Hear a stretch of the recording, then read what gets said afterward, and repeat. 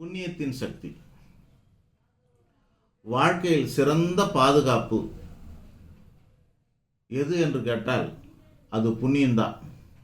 அதை விட சிறந்த சக்தி ஒன்று உலகில் வேறு எங்குமே இல்லை. இறைவனின் அருளால் புண்ணியத்தின் சக்தியை கெடுக்க முடியாது. கடவுளோட அருளால் கூட நம்மளோட புண்ணியத்தின் சக்தியை கெடுக்க முடியாது. அதனால் புண்ணியத்தை விட இறை அருளுங்கிறது சக்தி குறைவு தான், கீழானதான். ஆதாரம், இன்னைக்கு நாட்டை ஆள்றவங்கள நீங்கள் சில பேரை பார்க்கலாம், அயோக்கியர்களை சில பேரை பார்க்கலாம். அவங்களாம் சுகபோகமாக வாழ்ந்துட்டு இருக்காங்க.